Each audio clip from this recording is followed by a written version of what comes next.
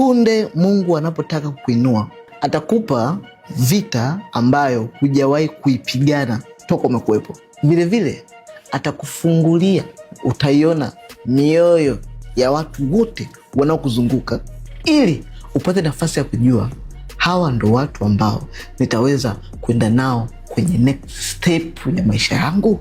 Kwa sababu Mungu anachokihitaji sana kwako, Mungu anataka uone, ugundue na uweze kupunguza ama kuondoa kila kitu ambacho kimejaza room yako ulionayo, ufahamu wako ulionayo, na kila kitu kilichokuzunguka kwa ajili ya vitu vitakavyokuja mbele.